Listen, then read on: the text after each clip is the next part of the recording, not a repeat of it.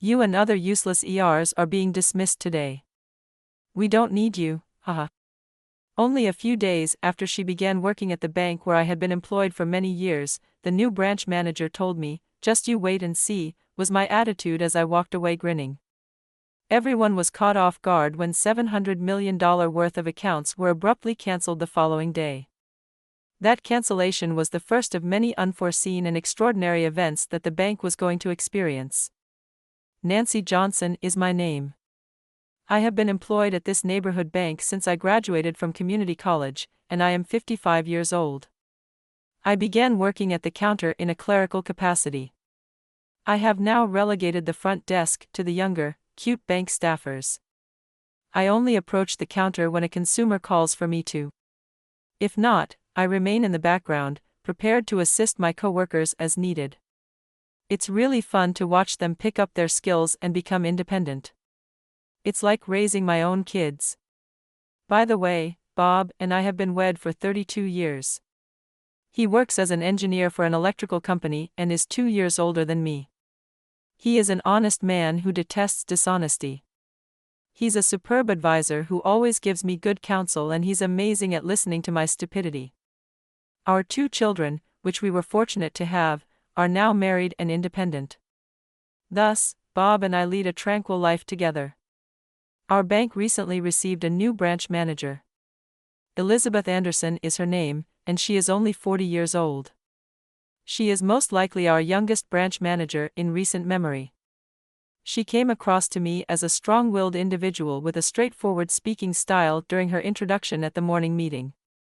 "I'm going to revitalize this branch and attain the best performance in the country now that I'm here. I need everyone's help, therefore let's put in a lot of effort." She spoke so confidently and clearly that I recognized right away that she was the type of person I typically find difficult to work with. Following the meeting, Elizabeth was given a tour of the bank and introduced to the employees by the assistant branch manager. After the introductions, each of us got to work cleaning the bank's various sections.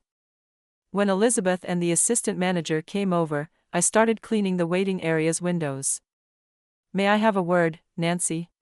"Sure, what's up?" I replied with a smile. "This is Elizabeth, our new branch manager." "Elizabeth, this is Nancy Johnson, our most experienced staff member. She's been with us for about 35 years, so if you have any questions, she's the one to ask. She can solve just about anything," the assistant manager said. While the assistant manager was introducing me, Elizabeth looked me over as if evaluating my worth. "Pleased to meet you," I said nervously. I might not be as impressive as the assistant manager claims, but I do my best every day. "Nice to meet you too," Elizabeth replied.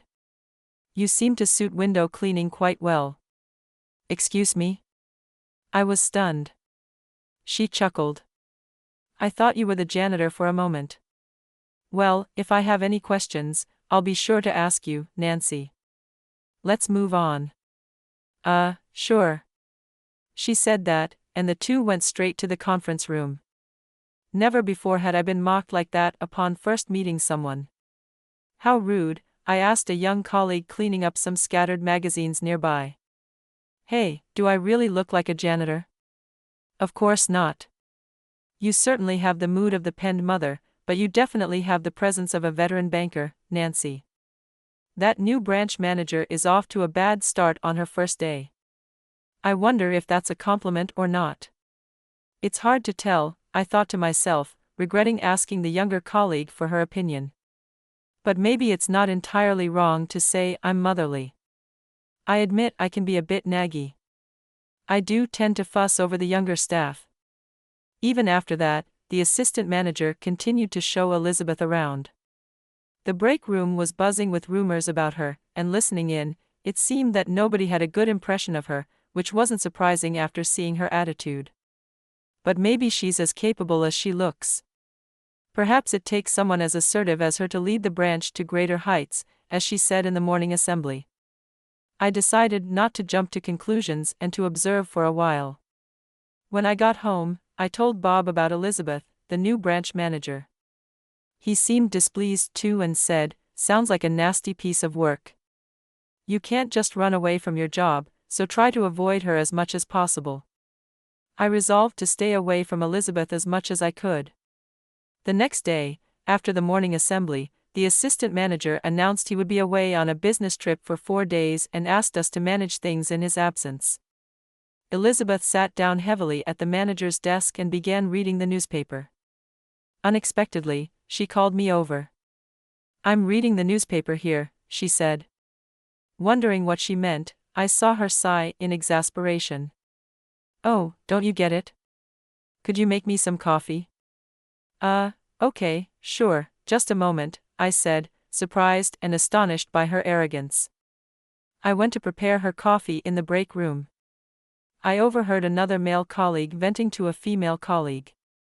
He was upset because Elizabeth had criticized his performance from last month. Indeed, he had the worst contract last month, but normally that's not the case. It was just a coincidence this time. I was told my performance wasn't good enough and that I needed to work harder to achieve results.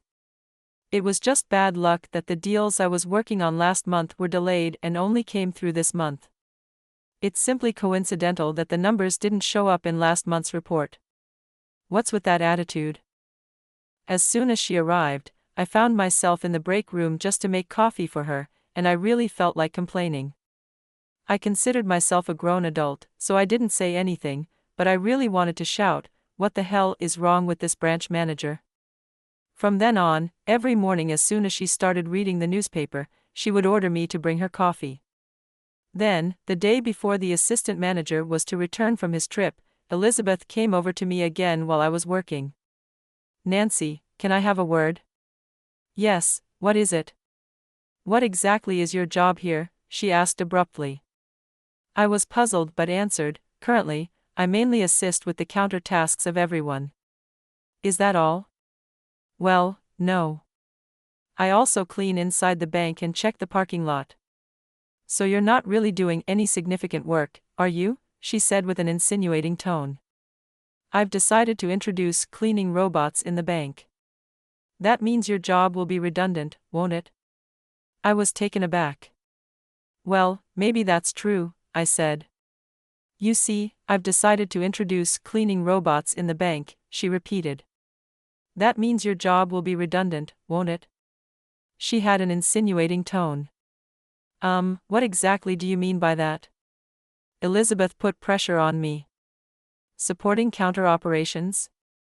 Even a single employee can handle that, right? You're just there to help them. That seems like a waste of payroll to me." "So, are you saying I should resign?" "Yes, there's no need to keep someone who can't do productive work." I just looked at Elizabeth in silence as she looked down on me. "Don't you think the company needs young, promising talent? It's better to get rid of unproductive, salary-stealing old-timers early on," she said with an exaggerated smile. Then she leaned in close to me and whispered in a small voice, "Useless old-timers like you are fired today. We don't need you, haha." After hearing this, I realized I had no reason to continue working here. "Got it. If you're firing me, I'll accept it." We both agreed that Elizabeth would dismiss me. "I have a lot of unused vacation days. How long should I keep coming in?" "Oh, is that so? Well, you don't need to come in tomorrow," she said. "I got it. It's been a short time since we met, but thank you for everything," I replied, then quickly started packing up for my departure. Elizabeth seemed pleased with my resignation and briskly returned to her desk. While I felt a pang of regret for being outmaneuvered into resigning, there was also a sense of liberation. If she thinks I'm incompetent, she's probably mistaken. Imagine what might happen next. I couldn't help but smirk. "Nancy Smith is here to see you," a colleague at the reception called out to me. Having worked in customer service for over 30 years, I've naturally built close relationships with many clients. Smith, in particular, had been trusting me and using our bank for over 20 years. "Thank you, I'll be right there. This would be my last day to serve such clients. I wish I had more time to properly say goodbye." It was a great regret.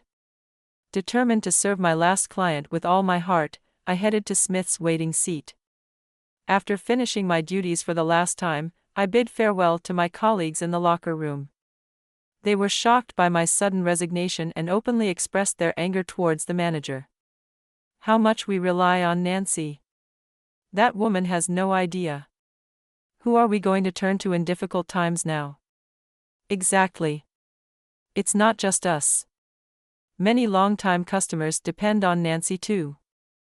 Their faces were almost tear-streaked. I'm concerned about the customers too. It's unfortunate that I have to leave without saying goodbye, but if anyone asks for me, please explain it to them. Of course, we've got it. Thank you. I'm sorry for the situation. If you ever need help, feel free to call me, I said, bidding farewell to the bank where I had worked for so many years. The next day, during lunchtime, I received a message on social media from one of the young bank clerks.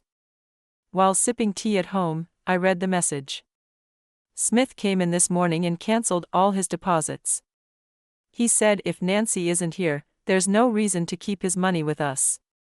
Smith, the only customer I had the chance to say goodbye to, seemed deeply disappointed when I told him about my resignation yesterday.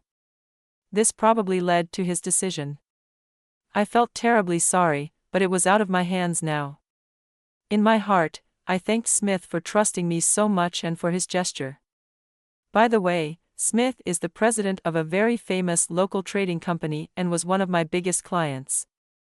I remember hearing his total assets were nearly $1 billion. The amount he had deposited with us was about $700 million. With such a large withdrawal, our branch must have suffered a significant blow. What? What do you mean a customer left because Nancy's gone? Yes, a customer said there's no point in keeping their account with our bank if Nancy isn't here, so they cancelled everything. What? Really? Elizabeth was reportedly so surprised that she was speechless. I wish I could have seen her reaction with my own eyes. A week has passed since I left my job. During this time, I received several calls from my former colleagues informing me that many customers, just like Smith, were canceling their accounts upon learning of my departure. The staff knew that I hadn't left on my own accord but was forced out, so they were unable to persuade these customers to stay. Furthermore, the news of my departure spread from customer to customer, leading to dozens of inquiries each day at the branch. Following these inquiries, customers would come in the next day to close their accounts. Elizabeth was reportedly pale with fear as the cancellations continued day after day. If this trend persisted, the survival of the branch itself was in jeopardy. She was living in fear, wondering when the next account cancellation would occur. Then, I heard that an investigation had been launched by the headquarters. In just over a week since my departure, the total amount of canceled accounts had exceeded $2 billion. The assistant manager was confronting Elizabeth, filled with anger and panic. Why did you arbitrarily decide to fire Nancy? With Nancy's experience, it's obvious she had long-standing relationships with our clients. How are you going to handle this situation? Then, Michael, the division manager from headquarters, came for the investigation. It's been a while, Branch Manager Anderson. You seem to be having a tough time since your assignment. What happened? Hi, Michael, the division manager, Elizabeth, completely taken aback, greeted him in a flustered voice. The employees were apparently struggling to hold back their emotions. After I heard you recently let go of Nancy, who had been working here for many years, were you unaware of her reputation? Nancy was highly regarded even at the headquarters, Michael continued. Elizabeth was visibly shocked to learn about my reputation and seemed amazed. Really? She said. But she seems so unassuming. Hey, appearances don't matter. Nancy was diligent and attentive, managing many long-term clients. She was trusted so much by the clients that they felt comfortable only with her. Didn't you know she was repeatedly recognized in company-wide meetings? What did you say? Hearing this exchange, Michael spoke up calmly. Elizabeth, this situation is a result of your unilateral decisions. You must be prepared to take responsibility. How could you not know that Nancy was just doing relaxed cleaning and occasionally helping others? Why didn't you inform me? Elizabeth tried to defend herself in panic, but the assistant manager retorted. Don't blame me. Judging Nancy as incompetent based on just a few days of observation is absurd.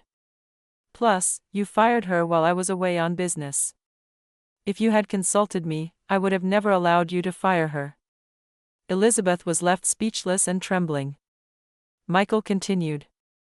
We will have a board meeting to discuss this matter. Also, we have reviewed your work history. You've increased contract numbers through forceful methods. There have been numerous complaints from both staff and customers at your previous branches, and all of them were related to your clients. Elizabeth looked at Michael with a tearful face, perturbed. He went on. Our bank's motto is sincerity to customers. Your approach would never earn their trust, and your failure to recognize a hardworking employee like Nancy shows you lack the ability to lead. Regardless of the outcome, Elizabeth, I don't see a bright future for you in this bank. After saying this, Michael left for the headquarters. Elizabeth collapsed on the spot, stunned and unable to move for a while. As reported by a colleague who witnessed the scene, during my time as a teller, I had actually been personally requested by many clients, including executives, CEOs, chairpersons, private investors, and owners of private businesses, mostly for substantial transactions. The amounts they deposited ranged from tens to hundreds of millions. Not knowing this and firing me unilaterally meant losing the trust of these clients who had faith in me, leading them to surely transfer their accounts elsewhere. It was something that could have easily been foreseen. Yet all because Elizabeth rashly deemed me incompetent. Following this, Elizabeth was relieved of her position as branch manager and sent to work in a remote branch doing the same teller work she had looked down upon. However, her attitude and mannerisms continued to alienate both staff and customers, leaving her counter mostly empty. There was even talk of her being moved to a contractual position. If she had changed her attitude after being transferred, things might have turned out differently, but it seems her pride didn't allow it. I deeply pity her for that. Later, Michael and the assistant manager visited my home to personally apologize. We are truly sorry for what happened to a model employee like you, Nancy. Elizabeth's rudeness will be apologized for by me on her behalf. Nancy, would you consider coming back to work at our bank? Nancy, I'm also asking you, please. I'm truly sorry for the unpleasant experience you had. It was my oversight, but our branch really needs you. Please, please come back. Both of them bowed deeply, pleading repeatedly for me to return to work. Their desperate demeanor led me to ask for some time to think it over. That night, after discussing it with Bob, he said, if they went to that length to ask you and if you think it's right, then maybe you should go back. Given that the root cause, Elizabeth, is going to be dealt with and they were so earnest in wanting you back, I see no reason to refuse. The next day, I contacted the assistant manager and successfully returned to work. Upon my return, I reached out to the customers who had canceled their accounts, and fortunately, most of them came back. The assistant manager was overjoyed that both the customers and I had returned. It was a rare sight to see a grown man cry and bow in gratitude, something you wouldn't see anywhere else. I heard that our branch was at risk of being absorbed, but this issue was resolved thanks to the return of the customers. With Elizabeth transferred, the assistant manager was promoted to branch manager. He might be a bit timid, but I think he's a good boss who pays attention to those around him. Since he relies on me, I have to work hard to meet his expectations. This incident has made us both realize how important mutual trust is. Today, I am working to my best at the bank, supporting my colleagues and each other.